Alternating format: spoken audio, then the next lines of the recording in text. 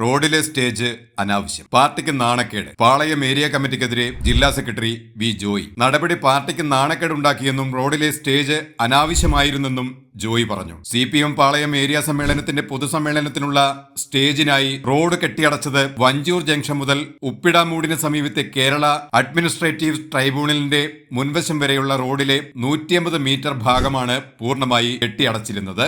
School കുട്ടികളും രോഗികളും ഉൾപ്പെടെ സാധാരണക്കാർ ഇതോടെ പെരുവഴിയിലായി. സംസ്ഥാന സെക്രട്ടറി M ഗോവിന്ദനായിരുന്നു ഉദ്ഘാടകൻ. പോലീസിന്റെ ക്രോസ് ബാറുകൾ ഉപയോഗിച്ചാണ് രണ്ടു വശത്തും റോഡ് അടച്ചത്. കെട്ടിയടച്ചിടത്തേക്ക് വാഹനങ്ങൾ കടക്കാതിരിക്കാൻ പോലീസിന്റെ കാവലുമുണ്ടായിരുന്നു. രണ്ടു വശത്തേക്കുമുള്ള വാഹനങ്ങൾ ഒരു വരിയിലൂടെ കടത്തിവിട്ടതോടെ വൻ ഗതാഗത കുരുക്കുമായി. ഇത് പിന്നീട് കോടതി ഇടപെടുകയും അതിന്മേലുള്ള കോടതിയുടെ നിശിതമായ വിമർശനവും നടന്നു. വിവിധ CPM സമ്മേളനങ്ങളിൽ ഇതിനെതിരെ ശക്തമായി ശബ്ദമുയർന്നിരുന്നു. കഴിഞ്ഞ ദിവസം വിജയരാഘവൻ റോഡ് ബ്ലോക്ക് ചെയ്ത സമ്മേളനത്തെ അനുകൂലിച്ചുകൊണ്ട് പൊതുജനങ്ങളെ പരിഹസിച്ചിരുന്നു. എന്നാൽ ഇപ്പോൾ CPM ജില്ലാ സെക്രട്ടറി തന്നെ ഇതിനെതിരെ രംഗത്ത് വന്നിരിക്കുകയാണ്.